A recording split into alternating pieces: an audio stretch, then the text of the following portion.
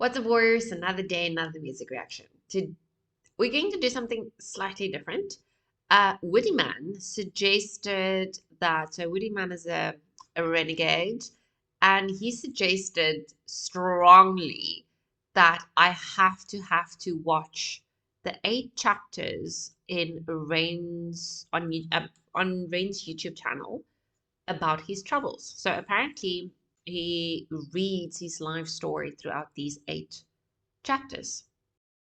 And I figured, why the heck would I do that by myself? I am going to do it with you guys. So we're going to tackle chapter by chapter. I won't do it in one recording. We will do it in separate recordings. Because it differs from 11 minutes to like a 22, 23-minute video. So we will keep it separate. I also see that there is a song called Troubles. So I don't know what I want to do first. Should we let's just start with his actual story. Okay. So renegades and non-renegades who are yet to become renegades. This is chapter 1 of Rain's Troubles. Hello everyone, this is the first time I've done something like this before. I wanted to write it down because there's a lot and I didn't want to miss anything. And some parts of this might be a little bit uncomfortable to listen to, but I wanted to stay as true as possible to the story, not miss anything, for the sake of people who might be going through something similar, or for the sake of people who don't, but want to help understand a little bit more. Yeah. I promise that everything in this story is 100% true. Nothing is exaggerated for dramatic effect. Some names I don't mention and some details I don't go too far into or downplay them for the sake of the people around me. Timelines might occasionally be a little bit off, but that's just because I've had to write everything from memory from a time that was quite hazy. I asked before embarking on this journey with me that you all respect the privacy of myself and the people around me. You might be compelled to reach out to some of the people that I mention, cast judgment, praise them, criticize them, and I ask you kindly not to. It's my choice to be in the public eye, and it's mine alone. This is the first time my story is on the public record in a concise way. Being in the public eye is strange. The more that I give to you, the less that I get to keep for myself. I don't find the experience of sharing particularly enjoyable. I don't so much like the questions that follow. And I'm not a medical expert, so I don't like to be seen as somebody with all the answers, because I don't have them. And because of the empathy that I feel, I'm compelled to try and help as many people as possible. But the last time I opened myself up to this on a one-on-one basis, I was surrounded by a lot of death. And there simply weren't enough hours in the day. So I ask you, if you need support, please reach out to a professional or use my music as your companion. I share my story in hopes that somebody who needs it finds it, that it provides hope, that it might ease the suffering for the people like me. I like my solitude, so I ask that anyone who respects the work I make and respects my contribution to the world to respect my solitude. A lot happened in my teenage years, and I didn't live the most normal of lives, but I'll save that story for another time. The important thing to contextualize this story is that I was full of life. I was full of a burning desire to change the world. The flaws in how we interact seemed obvious to me. I believed in people's power to change the unnecessary suffering we inflict upon ourselves. I was also enamored with music. Music is the closest thing to God that I have. It's a gateway to the unexplainable, and it's a way of communicating the inexpressible. There's just one moment that I want to share with you from the years before I got sick. I was 17 and I felt indestructible. I'm not sure why, but my whole life I had this feeling inside myself that I was meant to do something important, not for myself, not for praise, not for personal gain, but something that would change the world for the better. It's hard to describe it without coming across like an egomaniac or having some sort of God complex, but I felt like I had some sort of divine purpose. And I remember feeling this so strongly that one afternoon after school, I stood in the center of my bedroom and I spoke loud into an empty void. I said that I would single-handedly take on and defeat the forces of evil, and I welcomed them to try their best. Throughout the years, that memory stuck with me, taunting me sometimes. Flash forward to 2019. I remember the first day I knew something was wrong very well. I woke up in an unfamiliar room in Cardiff, feeling like a raven had perched itself upon my heart. Every time my heart beat, it's like some part of me was aware of the foreboding death sentence that was to come. Some sort of primal instinctive dread. Everything felt wrong, and I felt prosthetic, like I could tear my own skin off and observe though I was watching passively from another room. The night before, I'd been in Cardiff visiting friends in university. It was the end of summer, we'd gone out to a few bars. I wasn't really enjoying myself. That year I'd been struggling with social anxiety, perhaps from years of abusing my brain with a whole pick and mix and selection of party drugs. Engaging with society felt like stepping into the ring with a heavyweight champion. Every single fucking question felt like an oncoming haymaker I had to socially navigate because of my very limited toolkit of charisma at the time. I don't know why I cared about being liked so much, but the more I cared, the less equipped I became to have a simple human conversation. I used to deal with this by getting fucking hammered. That night was no exception. I got smashed, lost my phone, and woke up in a strange apartment. In the bed opposite mine was a snoring rugby player and his girlfriend. Everything just seemed off, and it wasn't a hangover. My first thought was I'd been spiked. I quietly gathered all my belongings and left before anyone could wake up and punch me with a conversation. I wandered around the grey Cardiff in the haze, feeling like I've just been rigged up to an IV bag full of ketamine and cyanide, and the whole world just seemed off, like I was looking at it through a tunnel. A heavy feeling of fear clung around me like a straitjacket. The only comforting thought was that with enough time, rest and water, it would pass. But it didn't. For 8 long years, it didn't.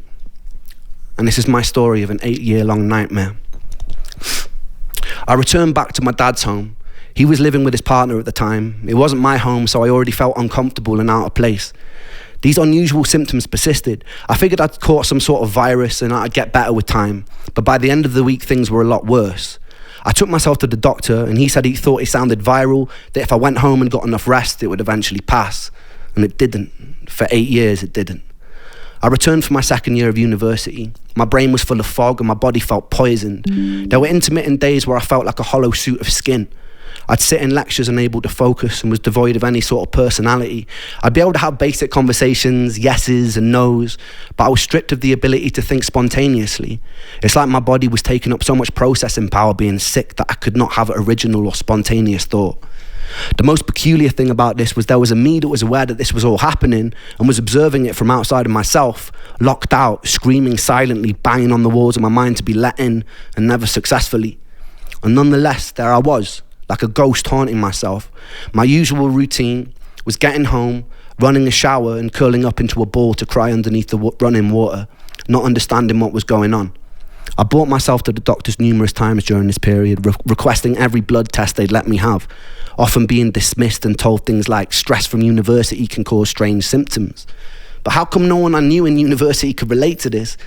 Eventually I was put on a 6-month-long waiting list to see a mental health specialist who did a short 1-page questionnaire and wrongly diagnosed me as hypercycling bipolar and put me on a course of citalopram. After a few weeks, it stole my ability to sleep. I was told to stick it out and it would level out and eventually I'd feel more like myself.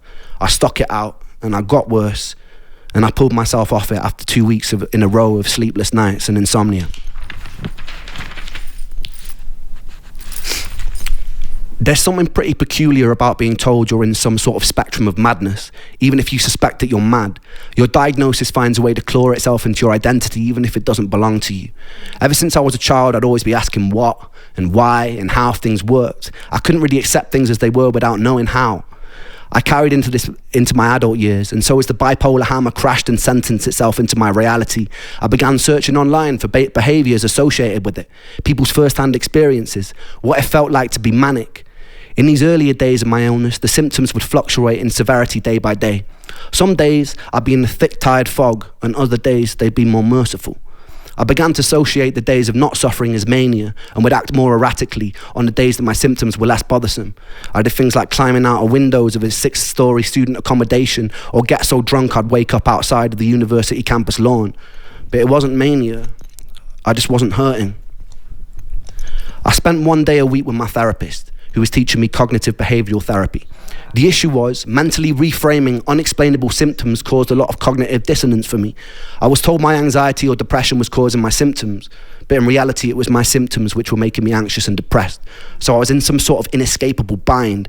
I'd devotedly work on my mental health, following every new tool for coping to the letter, only to have my symptoms get worse, which made me frustrated, raise the intensity of my treatment, only to get even more frustrated as my body seemed to deteriorate. After 6 months, I told my mum I'd happily saw off my own leg with a blunt knife if it meant my symptoms would vanish, and I meant it. I told her if I had to live with this strange feeling for one more year, I'd kill myself. And I meant that too. But something happened that winter which showed me firsthand the horrors and the fallout from suicide. I met Joe when I was 9 years old. I remember the first time clearly. I was standing in his living room and he turned to me and he was like, "Watch this." Then he proceeded to climb on top of his sofa and did a front flip onto a stone living room floor. He landed on his back and lay motionless for a few seconds before grinning, getting up, and then doing it all over again. We grew up terrorising the streets of the small village we grew up in, playing knock door run or breaking into people's gardens to play on their trampolines. We stayed friends throughout high school, going through various phases together. Joe was comedian of the group. I remember countless mornings after messy all-nighters, Joe would be cracking endless jokes like a professional stand-up routine, and we'd all be in tears laughing. When I started writing my first songs, Joe and Sega were the first people who always knew every word, and they would sing along at the top of their lungs. They gave me a lot of self-belief, and they helped me build the foundation of what I do today, and I owe them a lot for that. That Christmas, I came back home to Wales from university. On Christmas Eve, me and Joe were sat in a pub, and he turned to me, and he told me that he'd fantasised about walking into the sea until he was totally submerged. He had a pretty morbid sense of humour, so I didn't really take him as seriously as I should have. 2 days later, it's 3 a.m, and I get a phone call. It's my friend Ella. She tells me that Joe is on the bridge by my house. He was drunk, he'd called her up, and he told her he was going to jump. I was still half asleep. I fumbled, pulling on whatever clothes I could that were near, and I walked out of the front door, and the winter air stung my face, and it woke me up. Adrenaline kicked in, and I started sprinting towards the bridge. It was about a 5-minute walk, a 2.5-minute sprint. As I was running, I dialed Joe's number, and I get a busy tone, and I felt relief because it meant he was still alive. I kept hitting redial as I ran, and as I got about halfway to the bridge, the busy tone changes. I get an automated voice note saying the number's out of service, and my heart sunk. I got to the suspension bridge that connects Anglesey to the mainland, and it usually looks very beautiful. I sprint up and down the bridge yelling Joe's name, and there's silence, and it's deafening. And I peer over the bridge into the blackness, and the bridge sits about 100 feet above the water. Hitting cold water at that height is like smashing into concrete. And the waters are notoriously dangerous because of the cross current. I hear nothing, no sounds, nothing. I run up and down the bridge about 2 times before I spot a figure at the end of it, and my heart jumps into my throat, and I run towards the figure, and it's my friend Ricky who's had the same call, and we both run around up and down the bridge and around the surrounding area looking for Joe. More of his friends eventually arrive, and there's nothing. I was about a minute too late. We spent the next week walking up and down beaches with flashlights, and when it's that dark, every other large rock starts to look like a washed up body. We plastered all the neighbouring towns in missing posters, contacting whoever we could, someone who might know something. We checked bank records to see if any money had been withdrawn since he went missing. There was CCTV footage of him walking onto the bridge, but there wasn't any of him coming off. But there were dead zones in the footage, so there was still a small chance he could be alive. I was sleeping about 3 hours a night, pretty determined that we'd still find him. For about 10 days we had nothing, and then suddenly a call comes through while we're all at my friend Miles's house having food. It's the police. A body had been found in the water by the bridge. We piled into my friend's car. I remember being in the back seat in floods of tears, repetitively punching the back of the passenger seat as we drove to the scene. As we pull up, I saw a lifeless body being zipped up into a green bag near a parked ambulance. Its skin was bloated by the seawater, and it wasn't Joe. Someone else decided to jump that day. Joe was never found. It's difficult to truly let go when you can't say goodbye. For months following, I held on to this fantasy that we'd get a call that he'd run away to some European town, and he was happy and he was healthy. But that call never came. The time during his inquest was also around the time I was struggling with the side effects of a new antidepressant. I remember sitting in the courtroom feeling like I was listening to the whole thing deep underwater. The judge felt the circumstances surrounding Joe's death didn't mean The judge felt that the circumstances surrounding Joe's death meant that the verdict was left open. It kind of stung even more to not have an official ruling of suicide. I remember going to visit his mum not long after and witnessing the aftermath of a mother grieving for her baby boy. The silence of his father, the tears of his mother. I decided that day that I'd have to wait until my illness killed me because I couldn't do it by choice. I couldn't put my family through that. Over the next 10 years, I returned to my hometown, only a handful of times following Joe's death. My last visit was in the summer of last year. I reconnected with Joe's parents and showed them a song that I'd written, simply entitled For Joe. We cried together, reminisced together, joked, and I'm proud to say that I gave Joe's mum enough money to afford a caravan she told me she'd been saving up for. That felt pretty good. We'd also do a fundraiser for the Royal National Lifeboat Institution, who were integral for searching for Joe during that time, and we raised a pretty good amount of money too. Being able to give back in whatever small way I could felt good, and it felt right for all the years Joe had made us all laugh till it hurt. He was a solid person, just a little lost, as we all are sometimes. And I miss him. Life was about to take an even more unusual turn, and I was about to meet the first angel of this story. So stay tuned for that.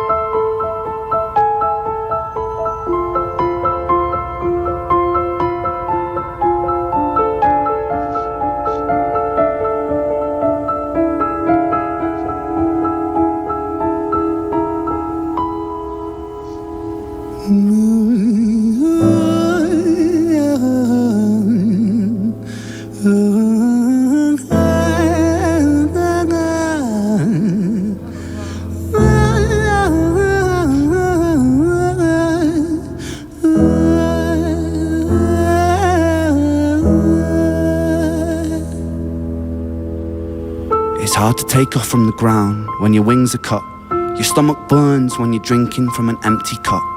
You know the entire ocean came from my tear ducts. I see the world through Fibonacci sequences and double Dutch. I guess there's some that's born lucky, there's some that's not. I tried to cut away my bitterness, hatchet job. I locked my youth inside the trunk, inside the pickup truck, then dumped that whole thing over that same bridge the night you jumped. I think about that sometimes, vividly. What it felt like to look down and see tranquility. One sudden movement in a world of possibility. Only one movement to expose our fragility. I fucking miss you, and I miss myself. I miss thinking we were indestructible as hell. I miss chilling by the pier cave and kicking back with Callum, Hugo, Justin, Sega, Stevie and the fucking lads. I miss missing that. I numb myself to close the gap. I never even call them up. Distance is my plaster cast to tell the truth. The day you jumped, my childhood jumped too. But I still can't find the angle. All I find is missing you, man, I miss you. With all my rhymes, I picture running 5 minutes quicker, I'm right on time. I picture pulling you back over the edge and then we're crying, and holding you, my brother, and telling you that it's fine, not the way that it worked. I was late like a jerk, there's not a day where I can find a way to break from the hurt. Your body missing, so we never got to wave to the hearse. I hope you're listening, I love you, man, I miss you, absurd, fuck.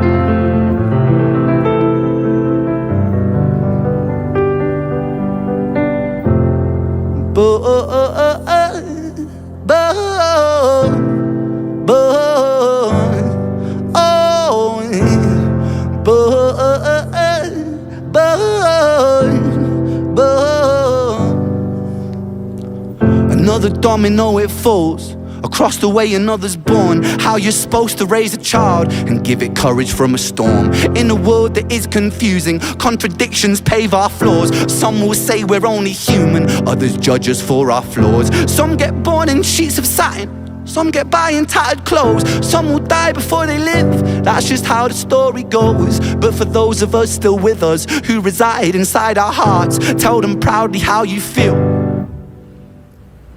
And for those of us who aren't, freckled angels stand strong, freckled angels live on, freckled angels climb higher, freckled angels still inspire, freckled angels won't forget you, teach me to live my life better. 13 years and still I miss you, now my wings are missing feather.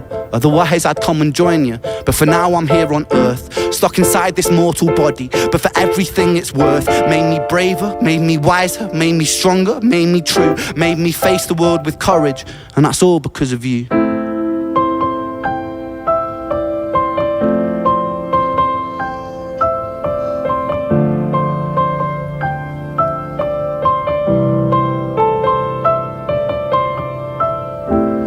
Freckled angels laugh the hardest, and their hearts, they are the largest.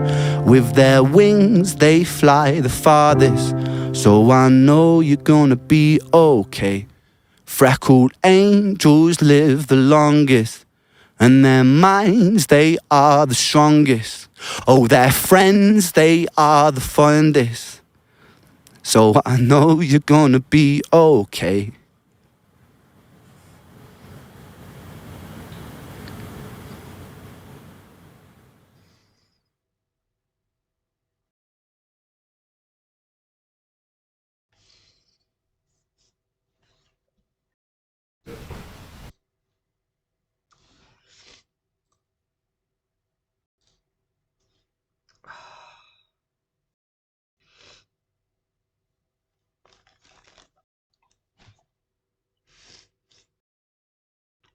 This man hurts too much. And it sucks that he's an empath.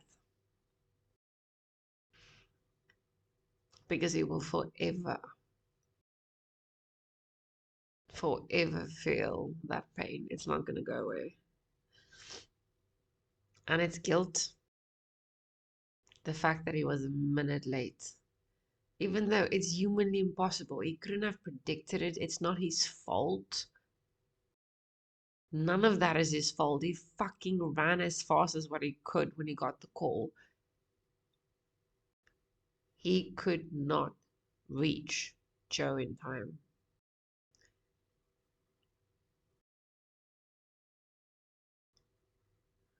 And that's the fucked up part of life.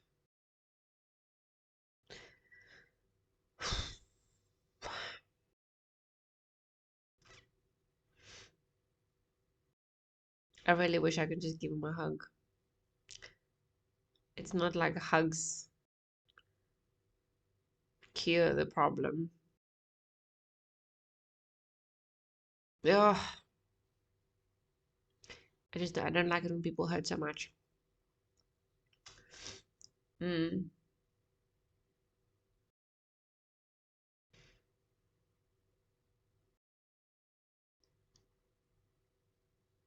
So one of my uncles,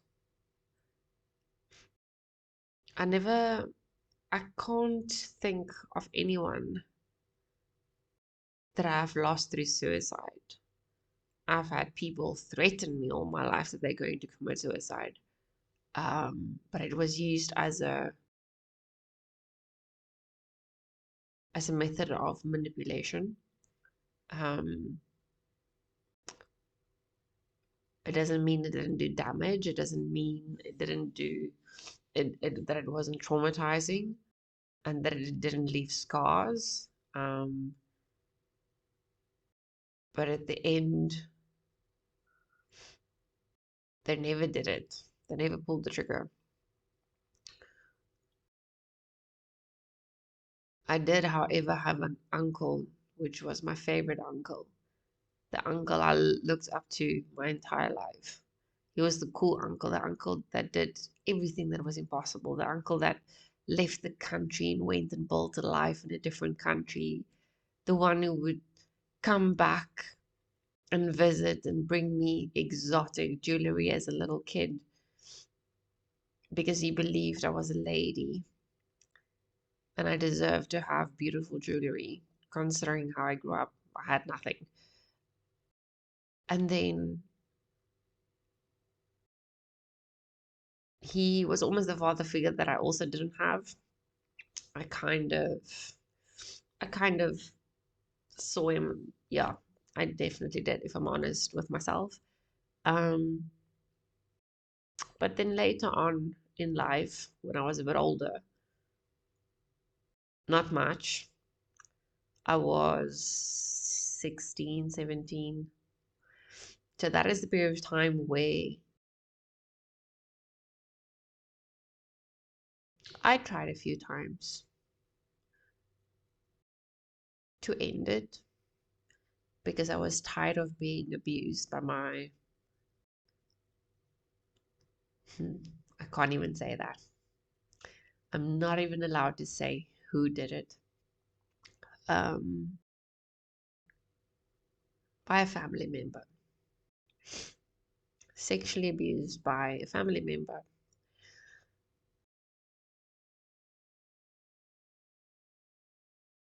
My family shunned me because I said that is what was happening. So, yeah, things weren't looking great. Life wasn't great. And I figured I'm just a burden for everyone else in any case. So, what is the point? Um, the main reason I tried to hold on was for my little brother because I knew he was too young and I needed to take care of him. I wanted to take care of him, even though today I realize he built his own rock solid life even without me there. Any case, so life was shit. And then my favorite uncle, the uncle that I looked up to, the uncle who he was a god to me. He would have been the potential savior of my life, the one who's going to come save me from the hellhole that I was in. So the one day over Christmas, he broke the news that he was in love with another man.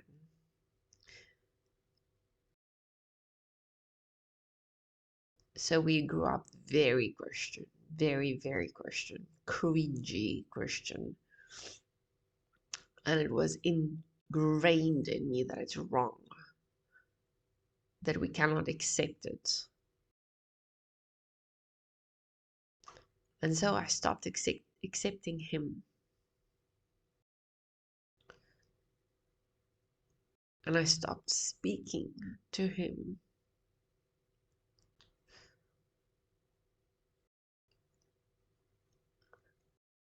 And then a few very short years later,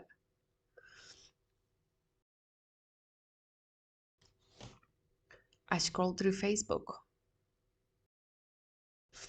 and I happened to go check on the pages of family members.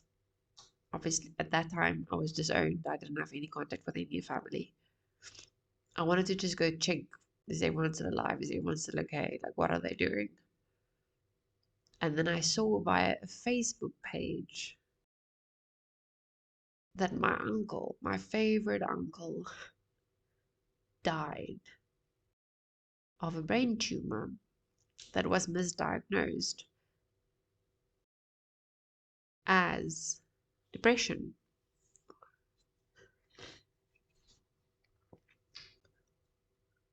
And I never got to say goodbye to him.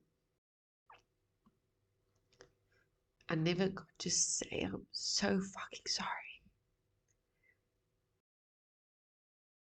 that I allowed a religion to dictate how I need to feel about it.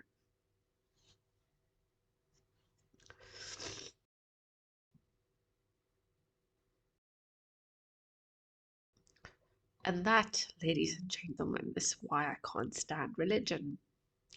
And why I believe to rather be a good person with solid values. Yes, I believe there's only two genders. Can't fight science. But what you do with your life is your problem. Just because he loved a man, he didn't change who he was as a person.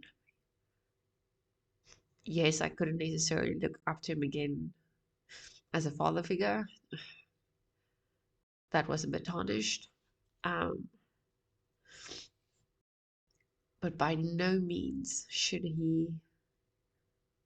I have discarded him like that.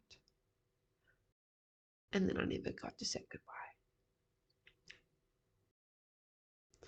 And now to this day,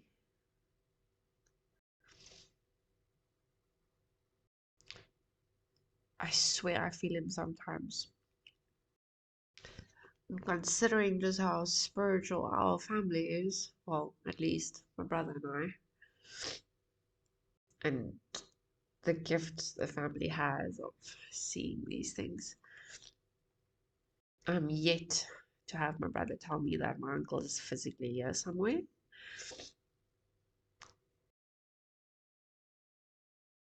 Although I do think he will just protect me and say, no, but my uncle moved on. Um,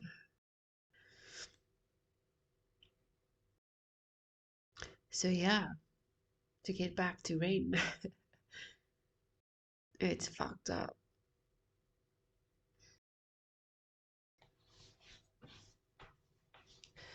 It's fucked up to not say goodbye.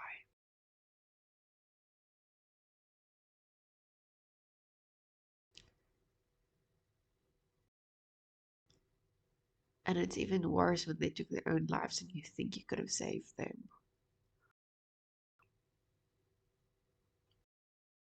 I feel for it. I really do. I thought I've been so flippin' strong the last few days. Just in an earlier reaction, I said, I can't cry today. I was meant to react to a Rain's suicide song today. I can't do that because I know it's going to be sad and I don't think I'll be able to really feel the song. One episode of Rain and look at me. I'm a mess.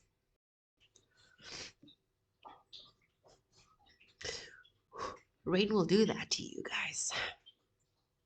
Because Rain is awesome. And Rain is a beautiful person. Rain is beautiful. Rain has values. Oh, and myself and Rain align on so much. Even politics.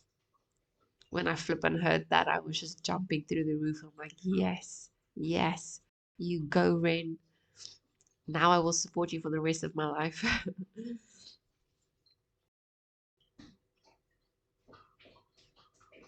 All right. Guys, that was emotional. That was not the plan. That was not intended. So much for being strong today. And not for feeling, so much for not feeling sad.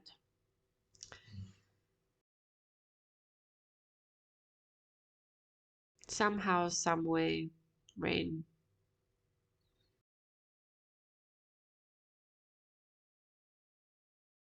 we all, we all meet them again. Death is not the end. We think it is because we don't understand it. But it's not the end. We're all made out of energy. We are energy. Energy does not cease to exist.